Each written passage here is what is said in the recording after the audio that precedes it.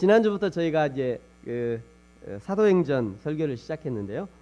지난주와 이번 주 설교가 어떻게 보면 이제 사도행전의 서론과 같은 그런 부분입니다. 그래서 지난주하고 이번 주를 잘 들으시면 이 사도행전을 전체 이해할 수 있는데 아주 좋은 자료가 될 수 있습니다. 여러분 혹시 지난주 이야기들이 생각나십니까? 생각 안 나시죠? 네, 제가 이걸 물어볼까 말까 하다가 고민했어요. 세상 일주일이나 지난 설교를 어떻게 기억하냐고요. 이게 그럴 수 없는 일이죠. 근데 한번 생각해 볼까요? 지난주에요. 이 사도행전에 수신자가 있다고 그랬죠. 데오빌로요 이렇게 불렀죠. 데오빌로요. 데오필로스라는 헬라어고요. 이 데오빌로라는 이름이 있어요. 이름의 그 뜻은 하나님의 친구, 또 하나님이 사랑하는 자, 또 하나님의 사랑을 받는 자. 여기 보니까 데오, 이게 이제 하나님이에요. 데오. 필로스, 여러분 어디서 들어봤죠? 필로스 하면 필레오 비슷하잖아요. 그러니까 하나님의 사랑 이런 의미입니다. 데오필로스. 그러니까 프렌드, 또 필로스, 프렌드 비슷하잖아요. 그러니까 하나님의 친구, 하나님을 사랑하는 자, 하나님의 사랑을 받는 자 이런 의미예요. 그 데오빌로에게 편지를 쓰는 거죠. 이 데오빌로에게 누가, 예수님을 사랑하는 의사 누가, 예수님이 사랑하셨던 의사 누가가 데오빌로에게 편지를 썼습니다. 두 개의 편지를 썼다고 말씀드렸어요. 전편이 지금 우리가 보는 것이 이제 사도행전이고요. 이 사도행전보다 앞서서 쓴 편지가 누가복음이었습니다. 그래서 사도행전과 누가복음은 원래 한 편지였는데 이게 나눠졌다 이렇게 말씀을 드렸고요. 누가복음에서는 이 데오빌로를 부르면서 가카 이렇게 불렀어요. 가카. 누가복음에서는 가카 이렇게 불러야 됐던 사람이 이제 사도행전을 쓸 때, 사도행전 뒤에서 이제 사도행전이라는 편지를 쓸 때는 이제 어느 정도 신앙이 성장하고요, 성숙해서요, 가카라는 말을 호칭을 붙이지 않아도, 이전에는 누가복음 쓸 때는 데오빌로 가카요 이렇게 불렀는데 이제 사도행전을 쓸 때는 그냥 데오빌로요 이렇게 불러도 별 문제가 없는, 데오빌로 형제요 이렇게 불러도 아무런 문제가 안 되는 그 정도로 데오빌로가, 이방인 데오빌로, 로마의 고위 관직이었던 데오빌로가 예수님의 복음을 듣고 이제 복음으로 성장한 거예요. 이제 형제로 받아진 겁니다. 그래서 이전에는 데오빌로 가카요 이렇게 불렀는데 이제 데오빌로 형제요 이렇게 해도 별 문제가 안 되는 거예요. 그래서 교회에서도 그러죠. 지난주에 제가 말씀드렸잖아요. 교회에서도 꼭 직분을 꼭 붙여주지 않으면 막 화내는 사람도 있어요. 어쩌다가 이제 제가 그랬잖아요. 지난번에 제가 성장하면요 굳이 이렇게 직분에 상관없이 일할 수 있습니다. 여러분 하나님의 일은 누가 할 수 있습니까? 하나님의 일. 하나님의 일은요 신앙적으로 성숙하고 성장한 사람이 감당하는 거예요. 아무나 할 수 없습니다. 하나님의 일은 아무나 할 수 없어요. 하나님이 그만큼 성장하고 성숙한 사람에게 하나님의 일을 시키는 거예요. 여러분 교회 일도 마찬가지죠. 교회 일은 누가 합니까? 신앙적으로 성숙하고 성장한 사람이 교회 일을 하는 거예요. 교회 직분은 누가 맡죠? 교회 직분도 마찬가지입니다. 신앙적으로 인격적으로 성장하고 성숙한 사람이 교회의 중요한 직분과 일을 맡아서 교회 일들을 감당하는 것이에요. 그런 교회가 건강한 교회죠. 그러므로 사랑하는 성도 여러분, 여러분 자신이 신앙적으로 성장하고 성숙할 수 있도록 자신을 부지런히 성장시키기 바랍니다. 성장시키셔야 돼요. 여러분 애들이 나만 놓으면 지가 큽니까? 안 그러죠. 애들이 지가 나만 놓으면 지가 크는 게 아니고요. 엄마가 부지런히 젖도 물려야 되고요. 응? 부지런히 영양제도 먹여야 되고 부지런히 밥도 먹여야 되고 나중에 부지런히 운동도 시켜야 되고 그래야 아이들이 성장을 해요. 그냥 가만히 침대에 누워놓으면 성장이 안 돼요. 교회도 마찬가지입니다. 여러분 우리의 신앙이 어떻게 성장할 수 있습니까? 예배를 드림으로 성장할 수 있습니다. 성경을 공부하면서 성장하는 거예요. 기도와 찬양을 통해서 영적인 양분이 공급이 될 때 그때 우리의 신앙이 성장하는 거예요. 무엇보다도 말씀을 들을 때 말이죠. 그 말씀을 듣고 깨닫게 하신 그 하나님의 말씀, 그 말씀을 내 삶 가운데 그냥 실천하려고 노력하고 기필코 그 삶에 내 삶에 적용해서 이 하나님의 말씀이 진짜 하나님의 말씀인 것을 증명해낼 때, 그때 우리의 신앙이 한 발짝씩 성장할 수 있는 것입니다. 하나님께서 이 땅에 태어나게 하시고요, 교회를, 저와 여러분을 교회를 만나게 하시고, 또 교회 생활을 통해서 성장하게 하시고 성숙하게 하시고 하나님의 일을 경험하게 하시고 교회의 일을 맡아서 감당해보고 말이죠. 그리고 하나님의 나라에 가서 하나님, 제가 이렇게 충성되게 하나님 앞에 일을 감당하고 왔습니다, 이렇게 말할 수 있어야 되지 않겠습니까? 저희 교회도 이제 내년에는 그래도 집사직분도 세우고 우리 해야 되지 않겠습니까? 권사직분도 세우고 집사, 우리 앞으로 말이죠, 그렇게 해야 될 거예요. 저는 여기 계신 분들이 모두 다 교회에서 귀하게 쓰임받기를 축복합니다. 우리 박기순 성도님, 내년에는 박기순 집사님 해야 되지 않겠어요? 싫어요? 아직도 먼 것을 아는 게 벌써 성장했다는 거예요. 또 우리 저기 이정자 어르신 성도님, 내년에는 이정자 집사님 이렇게 한번 해야 되지 않겠습니까? 목사님이 하라면 하는 거죠 뭐. 목사님 임명하면 그냥 믿음으로 하는 거예요. 그리고 이제 저기 죄송합니다 이렇게 말씀을 죄송한데, 돌아가시면 그래도 이정자 권사 이렇게 탁 써가지고 하나님 앞에, 하나님 제가 권사로 있다 와서 이렇게 해야죠. 이런 게 거룩한 욕심인 거죠, 사실은. 거룩한 욕심. 근데 문제는 아무나 안 줘요. 걱정하지 마세요. 교회에서 아무나 직분 안 줘요. 그만큼 성장하고 성숙한 사람에게 주는 거예요. 그런 교회가 좋은 교회입니다. 그런 교회가. 여러분 부지런히 성장하시기 바랍니다. 나는 나이가 80이니까 더 이상 성장을 못해요. 육신은 성장 안 해도 영은 성장할 수 있어요. 그래서 부지런히 예배하고 부지런히 말씀 듣고 가면 그냥 저 문 열고 갈 때 잊어먹는 게 아니라, 아 오늘 내가 이 말씀 들었지, 오늘 내가 이걸 꼭 한번 실천해야지, 이렇게 할 때 믿음이 성장하는 거예요 말이죠. 제가 하나님 앞에 갔을 때, 그래서 하나님 앞에 갔을 때 말이죠, 하나님 제가 저 땅에서 한 80년 90년 살면서 교회 섬기니까 무지하게 힘듭디다. 교회 섬기는 거 왜 이렇게 힘들어요? 하나님의 사람들 사랑하는 게 너무 힘듭디다. 제가 목사님이 하는 말씀대로 한번 살아보려고 그랬더니 너무 힘들어갖고 제가 막 눈물도 많이 흘리고, 내가 교회 섬기다가 진짜 힘들어갖고 오늘 하나님 앞에 왔습니다. 그럴 때 말이죠, 우리 하나님께서 그래 너 고생했다, 내가 너 고생한 거 다 안다, 그러면서 우리의 눈에서 눈물을 씻어주시는 그런 영광 말이죠. 그 영광 우리가 누려야 되지 않겠습니까? 할렐루야. 요한계시록이요, 요즘에 새벽에 요한계시록 하고 있는데, 요한계시록 7장 17절 7장 17절입니다. 7장 17절에 보니까 하나님께서 우리 성도들을 이렇게 맞이하시면서요, 거기서 성도의 눈에서 눈물을 씻어주신다, 이런 말씀이 있어요. 하나님이 우리의 눈에서 눈물을 뭐 운 일이 있어야 눈물을 씻어줄 거 아니에요. 에? 운 일이 있어야지. 그냥 억울해서 막 사기당해서 운 거, 그거 얘기 아니, 그거는 안 씻어주실 것 같아요. 야 그거 네가 사기당했잖아. 그런 건 아니고, 하나님을 위해서 수고하고 하나님을 위해서 억울함을 참고 성도들을 섬기다가, 성도들을 사랑하다가, 너의 사명 감당하다가, 그때 흘린 눈물을 씻어주는 거예요. 하나님, 성도 여러분, 그때 우리 하나님이 눈물 씻어주실 때 저와 여러분이 하나님의 그 거룩하신 손으로 우리의 눈물을 씻어주시는 그런 영광을 맛보시기를 축복합니다. 오늘 이제 4절부터 읽었잖아요. 오늘 4절과 5절에 보시면요, 예수님이 부활하신 후에 40일 동안 제자들과 함께 하시면서 마지막 승천하기 전에 부탁하신 말씀이 등장합니다. 4절에 보시면요, 예루살렘을 떠나지 말고 아버지께서 약속하신 그것을 기다려라. 5절에 보시면 요한은 물로 세례를 베풀겠지만 성령으로 내가 너희들이 몇 날이 지나지 않아서 성령으로 세례를 베풀 것이다, 이렇게 말씀하셔요.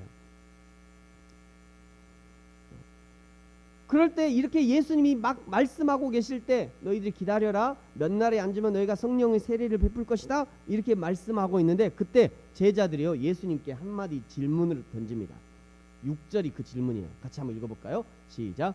그들이 모였을 때 예수께 여쭈어 이르되 주께서 이스라엘 나라를 회복하심이 이때니까 하니. 아멘. 여기 뭐 별거 특별히 문제가 없는 것 같죠? 근데요, 여기 회복, 회복이라는 단어, 빨간 걸로 회복 이렇게 했잖아요. 이 제자들이 묻는 이 회복이라는 단어는 그냥 우리 몸이 건강해집니까? 이런 의미가 아닙니다. 그런 의미가 아니라 이스라엘 나라의 주권의 회복, 권리의 회복, 이거를 의미하는 거예요. 지금까지 유대 나라가 유대가 로마의 그 속국이 되어서 로마의 지배하에 있는데, 이제 드디어 예수님이 십자가에서 부활하셨으니까 이제는 예수님이 우리 이 유대를, 우리를 지배하고 있는 저 로마를 깨부시고 이제 유대가 완전한 독립국이 되어서 이제 전 세계를 호령하는 그런 나라가 되겠습니까? 이제 우리가 그런 나라가 되는 겁니까?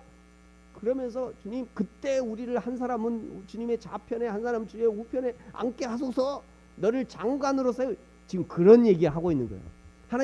하나님 드디어 우리가 장관 자리를 하나 차지할 만한 그때가 이제 된 겁니까? 지금 그거를 묻고 있는 것입니다. 근데 사도행전을 누가가 기록했는데, 누가가요 사실은 일부러 요거를 여기다 기록하고 있어요. 왜 일부러 기록하고 있냐면, 예수님의 제자들이 아직도 성숙하지 못했다. 지금 예수님이 부활하셨는데 그 부활하신 예수님을 보면서도 아직도 여전히 성숙하지 못한 생각, 헛된 생각에 사로잡혀 있음을 지금 일부러 누가가 드러내고 있는 것입니다. 제자들은요, 부활하신 예수님을 보면서도 아직도 그저 이 땅에서 어떻게 잘 먹고 잘 살 것인가, 이 땅에서 어떻게 한 자리 차지할 것인가, 어떻게 내가 이 땅에서 사람들 좀 지배하면서 점령하면서 그렇게 한번 살아볼까, 어떻게 이 세상에서 예수님 부활하셨으니까 그냥 제 예수님 등에 업고 한번 내가 당당하게 한번 살아볼까, 여전히 지금 그거를 생각하고 있는 것을 누가는 드러내고 있는 것입니다. 그래서 제자들이 질문하는 거예요. 이스라엘 나라를 회복하심이 이때입니까? 주님, 드디어 이제 때가 된 겁니까? 이런 제자들의 질문에 대해서 예수님이 7절에 대답하십니다. 자, 우리 7절 같이 한번 읽어볼까요? 시작. 이르시되 때와 시기는 아버지께서 자기의 권한에 두셨으니 너희가 알 바 아니요. 여기 중요한 게 이제 너희가 알 바 아니요, 이게 중요한데요. 이게 무슨 의미냐면, 그것은 내 권한이 아니다. 내 권한, 너희가 나한테 물어봤자 내가 모른다, 이런 의미입니다. 그거는 내 권한이 아니다. 그런데 이 예수님의 대답을 이해하기 위해서는요, 유대의 풍습, 이스라엘의 풍습을 좀 알아야 됩니다. 결혼 풍습. 이스라엘은요, 결혼식을 2번 합니다. 결혼식을 2번 해요. 장가를 2번 가는 게 아니고. 아무도 안 오시시네. 이스라엘은요, 결혼식을 2번 해요. 결혼식을. 남자가 장가를 2번 가는 게 아니라 결혼식을 2번 한다니까요. 결혼식을 2번 하는데, 첫 번째 결혼식을 정혼식 이렇게 합니다. 정혼식. 이 정혼식에는요, 이 정혼식도 정식 결혼이에요. 정혼식도 정식 결혼인데 마치 우리나라의 그 약혼처럼 이게 하는 건데요. 이것도 정식 결혼이, 우리나라 약혼했다고 정식 부부는 아니잖아요. 근데 여기는 정혼식을 하면 정식 부부예요. 예수님의 아버지 요셉을 만나서 정혼식을 한 겁니다. 그때 문제가 생긴 거예요. 정혼식이에요. 정혼식을 하면요, 이때부터 정혼식을 해도 정식 부부지만 아직 합방은 안 돼요. 정혼식하고 바로 이제 별거를 시작합니다. 1년 동안 별거를 시작할 때, 이때 신부는 뭘 해야 되냐면, 이제 앞으로 이제 신랑의 집에 가서 해야 될 일을 배워요. 시어머니가 뭐 좋아하는지, 시아버지가 뭘 좋아하는지, 가서 음식은 어떻게 해야 되는지, 이거 배우는 거, 바느질을 어떻게 하는지 이거 배우는 거예요. 이거 배우고요, 그것만이 아니라 그 집의 가문이 어떤 전통이 있는지 이런 것도 배웁니다. 그 집 가문이 가업이 뭔지 이런 것도 배워요. 가서 내가 어떻게 도와야 될까, 이런 것도 배우는 거예요. 뿐만 아니라 이 시간에 이 여자는요, 과거를 정리해야 돼요. 이전에 사귀었던 남자 막 이런 거 다 지워야 돼요. 문자 막 이렇게 남자친구하고 찍었던 막 사진 이런 거 다 지워야 돼요. 막 싸이월드 막 이런 데 올려놓은 거 다 지워야 돼요. 그거 안 해가지고 파탄나는 사람들이 많잖아요. 그러니까요, 이게 지혜로운 처녀들은 잘해야 돼요. 그러니까 이 마지막 1년 동안 이게 정리하는 겁니다. 그 기간입니다. 근데 그 기간에 신랑은 뭐 하냐면요, 신랑은 아버지가 허락해 주신 그 땅, 아버지가 정해준 땅에 이제 저 신부를 데려와서 같이 집을 짓습니다. 1년 동안 집을 짓는 거예요. 1년 내내 집을 져요. 그러면서 이제 1년이 다 돼가는 어느 시점에 아버지가 딱 보니까 집도 다 지었고 이제 저 신랑이 보니까 한 가정의 가장으로 이제 결혼할 만하구나. 요때 이제 아버지가 야 가서 이제 신부를 데려와라 이렇게 얘기합니다. 그때 이제 신부를 데려오면서 결혼식이 시작하는 거예요. 이제 그것이 이제 정식 결혼입니다. 이것이 이제 정식 결혼인데요. 그러니까 이 정혼식이 끝나고 진짜 결혼식을 하기 위해서 그 때를 정하는 거는 그 신랑의 아버지만 하는 거예요. 아버지가 그 모든 때를 보고 그 신랑의 상태를 보고 야 이제 다음 달에는 결혼해도 되겠다. 데리고 와라. 이거를 아버지가 얘기하는 겁니다. 그래서 예수님이 얘기하신 거예요. 예수님이 때와 시기는 아버지께서 자기의 권한에 두셨으니 너희가 알 바 나도 모른다. 너희가 알 바 아니다. 이런 얘기하는 겁니다. 그러면 이게 무슨 말이냐면 그 날과 때에 관심 갖지 말고 제발 그 날과 때에 관심 갖지 말고 오늘 네가 해야 될 일 그거 충성해야 된다. 이런 의미로 말씀하시는 거예요. 여러분 때와 시기에 관심이 있으십니까? 없으십니까? 관심 없으시군요. 정상이에요. 관심 없어야 정상이에요. 예수님은 그거 알라고 얘기도 안 했어요. 근데 대부분 우리나라 사람들이 대부분 이 때와 시기에 무지하게 관심이 많아요. 그래서 예수님이 언제 온다 하시면 그냥 우르르 몰려 들어가고 예를 들면 이제 시한부 종말론이 그런 거죠. 10월 28일에 예수님이 온다 하니까 그냥 사람들 난리가 나요. TV까지 와서 방송을 하죠. 진짜 예수님 온 MBC에서 방송을 그래서 우리는요 늘 때와 시기에 관심이 많아요. 때와 시기에 관심이 많은 이유가 뭐냐면요 현실이 고달프기 때문에 그래요. 때와 시기를 알면 현실을 집어던질 수 있어요. 생각해 보세요. 여러분 이제 진짜로 일주일 후에 예수님이 온다고 생각해 보세요. 진짜로 일주일 후에 예수님이 온다. 그럼 여러분 직장 가시겠어요? 안 가죠. 일주일 후에 예수님 오시는데 직장 그거 그만둬. 집 살라고 막 돈 모으고 그러겠어요. 필요 없어 그거. 일주일 후에 예수님 오시는데 뭐 이런 겁니다. 그래서 사람들이 자꾸 때와 시기에 관심을 갖는 거예요. 그러나 예수님은 때와 시기에 관심을 갖지 말래요. 그러면서 오늘 이제 때와 시기에 관심을 갖죠. 너희가 진짜 해야 될 일이 있다. 이것을 오늘 가르쳐 주시는데요. 세 가지로 가르쳐 주십니다. 그것이 8절의 말씀입니다. 여러분 8절 말씀을 읽으면서요. 예수님이 우리에게 하라고 하는 세 가지 한번 찾아보겠습니다. 8절 같이 읽습니다. 시작. 오직 성령이 너희에게 임하시면 너희가 권능을 받고 예루살렘과 온 유대와 사마리아와 땅끝까지 이르러 내 증인이 되리라 하시니라. 아멘. 여러분 찾으셨습니까? 첫 번째가 뭔가요? 네? 뭐라고요? 사모님? 뭐라고요? 중얼중얼 하지 말고 하세요. 사모님밖에 크게 말할 사람이 없어요. 네, 뭐예요? 첫 번째 성령이 임하시면 이거는 이제 약속인 거죠. 그죠? 네. 그러면 우리가 할 수 있는 우리가 하라고 하는 건 뭐냐면 성령을 권능을 받고요. 받고. 권능을 받는 거는 우리가 하는 거예요. 우리가. 자, 이게 이제 좀 우리가 이해해야 되는데요. 이게 무슨 얘기냐면요. 하나님께서 성령의 권능을 우리에게 주시고자 하지만 그거를 받는 거는 내 몫이라는 거예요. 내 몫. 이해가 되십니까? 예를 들면 성령이 우리 마음을 두드릴 때 마음을 누가 열어야 돼요? 내가 열어야 돼요. 내가. 하나님이 우리의 마음을 팍 찢어갖고 내가 너에게 들어갈 거야 이렇게 안 들어오신다. 하나님은 성령님은 우리에게 나의 문을 놓고 하세요. 그럼 놓고 하면 안에서 내가 마음을 열어야 돼요. 예수님 제 마음에 들어오세요. 제가 마음을 엽니다. 그러면 예수님이 들어오십니다. 성령의 권능이 그렇다는 거예요. 하나님이 은혜를 주실 때 우리가 믿음으로 그 은혜를 받아야 되는 거예요. 성령이 우리에게 비전을 주시고자 할 때 그때 비전을 우리의 것으로 받아야 됩니다. 성령이 우리에게 여러 가지 은사와 능력을 주실 때 그것을 믿음으로 받고 사용할 수 있어야 되는 거예요. 그래서요 예배나 집회든 어떤 마음으로 참여하는가가 굉장히 중요합니다. 은혜를 사모하는 사람에게 예비하신 은혜가 부어지는 거예요. 은혜를 사모하는 사람에게 하나님이 예비하신 풍성한 은혜가 부어지는 거예요. 근데 똑같이 예배해요. 똑같이 한 자리에서 찬양하고 예배하는데 어떤 사람은 막 은혜를 받는데 어떤 사람은 맹맹한 사람이 있어요. 이거 어떤 차이입니까? 준비한 대로 준비한 차이입니다. 내가 하나님의 은혜를 받도록 어떻게 지금 반응하고 있느냐의 차이가 거기서 차이가 나는 것입니다. 저와 여러분이 예배 때마다 집회 때마다 우리 하나님이 준비하신 풍성한 은혜를 받아 누리기를 축복합니다. 여러분 그 다음에 성령의 권능을 받은 이 성령의 권능을 받다 이거를 우리가 잘 아는 말로 표현하면 성령 충만이에요.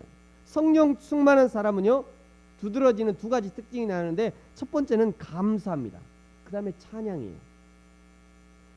그냥 길거리에 가다가 돌뿌리에 부딪혀도 그냥 넘어져도 감사하는 사람, 분명히 성령 충만한 사람입니다. 그 사람.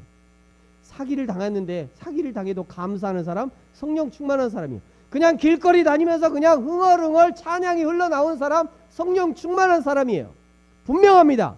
근데 이걸 뒤집어서 하시면 안 돼요. 감사를 잘하면 성령 충만된다. 막 찬송을 많이 하면 성령 충만. 그건 아닙니다. 그거는 뒤집으면 안 돼요. 이 순서가 있어요. 성령 충만해야 감사가 되고 찬양이 되는 거지. 감사를 많이 하고 찬송을 많이 하면 성령 충만한 은혜를 받는다.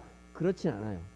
왜 그러냐면 성령의 권능을 주고 성령 충만을 주시는 건데 하나님 편에 속해 있는 거예요. 우리가 그거를 끌고 올 수는 없습니다.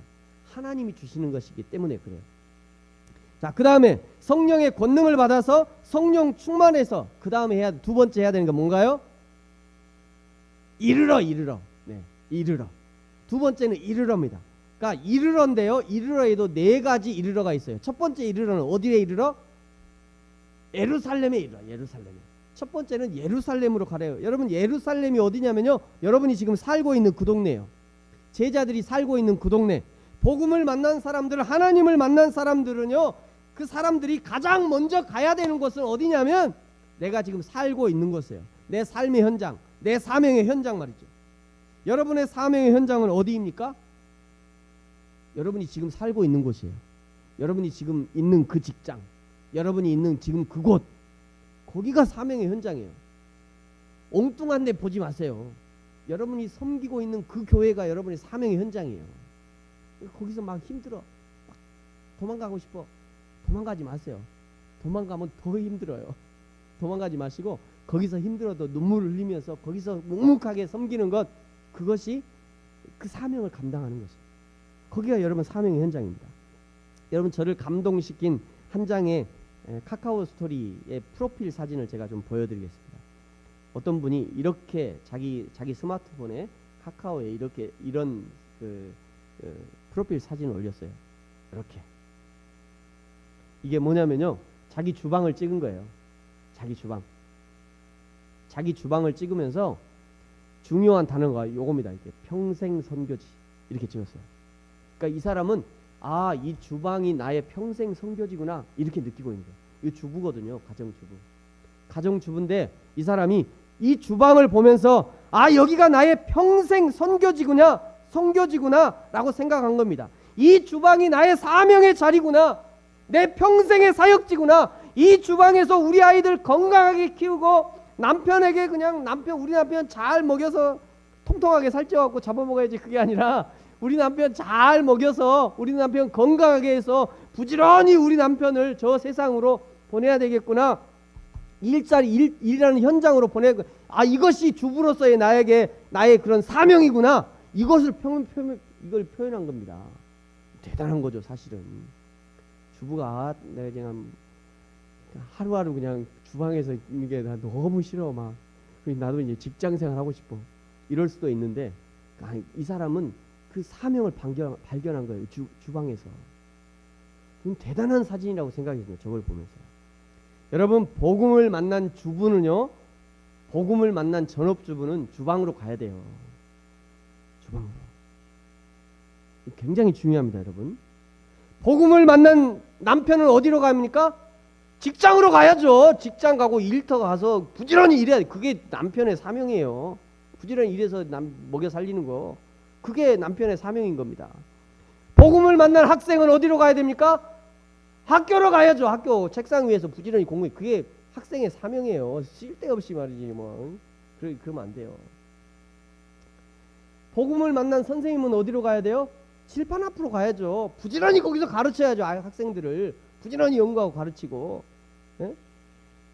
근데 그냥 지금까지 우리 한국교회가 어떻게 했습니까? 복음을 만나고 은혜를 경험하면 그래. 이단들이 잘하는 짓이 뭐예요? 이단들이 나 하나님 만났다 이러면 그 집 그 가정도 때려치고 직장도 때려치고 이게 와서 우리 합숙에서 말이지 주님이 다시 오실 기다. 이단들이 그런 거 잘하잖아요. 그래서 이단들이 돈이 많아요. 다 때려치니까. 여러분 거기서 복음의 삶을 살아야 되는 거예요. 저와 여러분의 사역지가 여기인 거예요. 자, 여러분 사역지가. 내 사명의 자리에서 예수님 믿는 자로 살아야 되는 거예요. 교회에서는요 누구든지 다 예수 믿는 자로 삽니다. 교회에서 복음을 살 필요 없어요. 여러분 교회에서 복음을 살 생각하지 마세요. 교회는 누구든지 다 복음을 살아요. 그러면 우리는 교회에서요 하나님의 말씀을 체험받고 내가 정말 복음을 살아내야 될 삶의 현장으로 가야 되는 거예요. 주부는 집안으로 가야 되고요. 남편은 일터로 가야 되고 학생은 학생 책상 위로 가야 되고 선생님은 칠판 위로 가야 돼요. 거기서 복음을 살아야 돼요. 거기서. 그 다음에 복음을 만난 사람이 어디로 가야 되냐면요. 유대로 가야 돼요. 온 유대.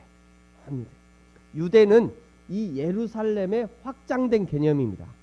예루살렘이 작은 동네라면 유대는 온 그 나라를 얘기하는 거죠. 나라. 복음을 살아야 돼. 그 나라에서. 그 다음에 복음을 만난 사람이 또 어디로 가야 됩니까? 사마리아로 가래요. 사마리아. 이 사마리아가 이제 중요해요. 여러분 사마리아가 어디냐면요. 이스라엘과 붙어 있는 나라입니다. 이스라엘 원래는 이스라엘과 한 백성이었는데 BC 722년에 아수르에서 함락이 되면서 이 사람들이 혼혈 정책을 폈어요. 아수르의 청년들, 아수르의 사람들 막 다 이주시키고 거기에 있는 이스라엘 처녀들 다 데리고 와가지고 피를 그냥 섞어버렸어. 피를 섞어버리니까요. 이스라엘의 남유다 사람들이 야, 저 사람들은 피를 섞인 사람이다. 이방인들하고 개와 같은 이방인들하고 피 섞인 사람. 저 사람들은 왜 상종도 하지 말자. 그러면서요. 개처럼 여겼습니다. 이스라엘 사람들이 이 사마리아 사람들을 개처럼 여겼어요. 그런데 예수님이 문제는 성령 충만한 사람들에게 이 사마리아로 가래요. 문제가 큰일 났어요.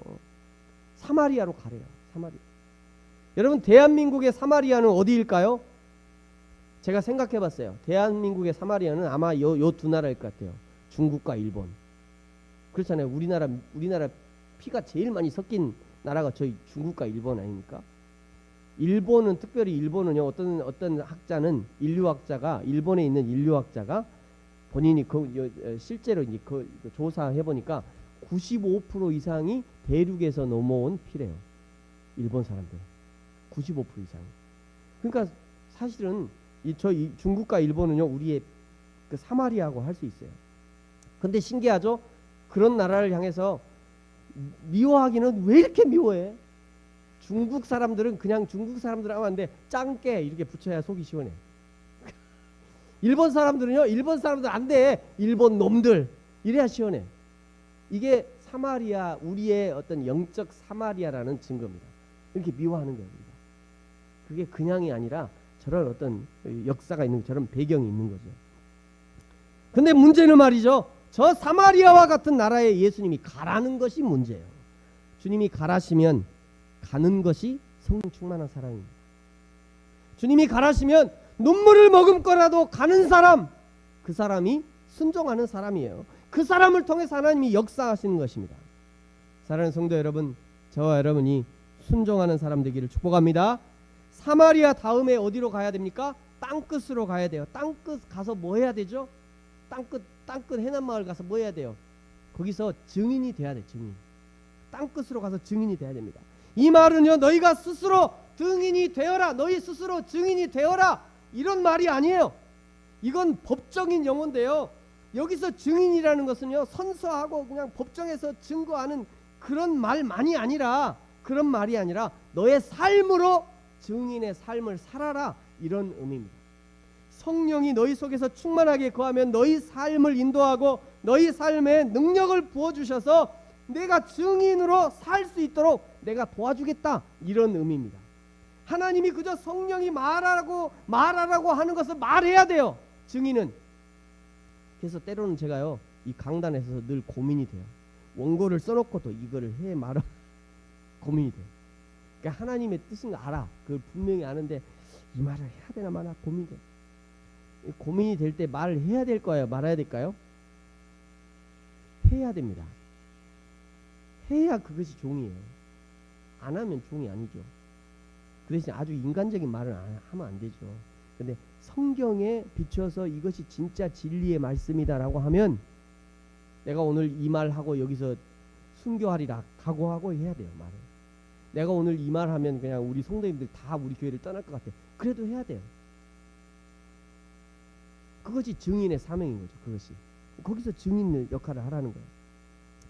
그리고 오늘 이제 9절에 보시면요, 예수님이 승천하시면서 마지막 부탁의 말씀을 이렇게 합니다. 예수님이 승천하면서 올라가시면서 11절 우리 같이 한번 읽어볼까요? 이제 거의 다 끝나갑니다. 우리 11절 같이 한번 읽겠습니다. 시작. 이르되 갈릴리 사람들아 어찌하여 서서 하늘을 쳐다보느냐? 너희 가운데 하늘로 올려지신 이 예수는 하늘로 가심을 본 그대로 오시리라 하였느니라. 아멘. 하늘로 올라가심을 본 그대로 다시 오시니까 이제 어떻게 하라는 거예요? 이대로 기다려라. 내가 여기 올라갔으니까 곧 올 거니까 너희 이대로 여기서 기다려라. 그런 얘기가 아닙니다. 하늘로 올라가심을 본 그대로 다시 오실 거니까 이제 너희의 삶 속으로 돌아가라는 거예요. 너희의 삶 속으로 돌아가서 주님이 다시 오실 때까지 너희 삶 속에서 성령의 충만함을 받아서 성령의 능력을 받아서 이제 복음의 삶을 살아내라, 이런 의미입니다. 내가 너희와 함께 할 테니까 도망가지 말고, 네? 겁먹지 말고, 어렵다고 포기하지 말고 믿음으로 살아내라. 사랑하며 살고, 너도 힘들지만 너보다 더 힘든 형제 위로해주며 살고 도와주며 살고 서로 협력하면서 너의 십자가 지고 믿음으로 살아내라, 이런 의미인 것이에요. 주님의 기도처럼 하나님의 나라가 이 땅에 오게 하는 그 일하고 주의 몸된 교회 세워가면서 그 일하면서 견디어내라, 이런 의미인 것입니다. 말씀을 마치겠습니다. 사랑하는 성도 여러분, 우리 주님께서 저와 여러분을 성도로 불러주시고 교회로 불러주셨어요. 증인으로 불러주신 것입니다. 우리를 부르시고 모집하신 이유는 우리를 사명의 현장으로 보내기 위해서, 파송하기 위해서 우리를 모집하신 거예요. 가정으로 보내시고 직장으로 보내시고 친구들에게 보내시고 때로는 다른 나라 사람들에게 세계와 열방으로 보내시는 거예요. 주님 보내시는 그곳에서 날마다 성령의 충만함을 받아 성령의 능력으로 우리에게 허락하신 복음의 삶을 살아내고 입술로 예수 그리스도를 증거할 뿐 아니라 삶으로, 내 삶으로 예수 그리스도의 복음을 살아내는 것. 그래서요, 저 사람을 보면 저 사람은 작은 예수 같아. 저 사람은 진짜 예수 믿는 사람인가 봐. 저 사람은, 다른 사람은 몰라도 저 사람은 진짜 예수 믿는 사람이야. 저 사람은 진짜 예수쟁이네. 이런 얘기를 들어야 되는 거예요, 우리 삶 속에. 뭐 교회 다닌다고 하면서 그냥 똑같아. 교회 다니는 사람이나 안 다니는 사람 똑같아.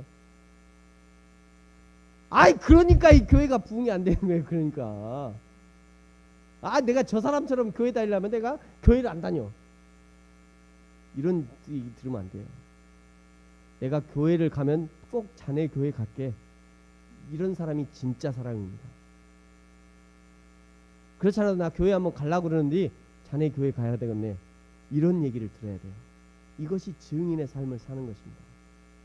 사랑하는 성도 여러분, 저와 여러분이 날마다 예수 그리스도의 증인으로 사는 저와 여러분이 되길 소망합니다. 같이 한번 기도하겠습니다.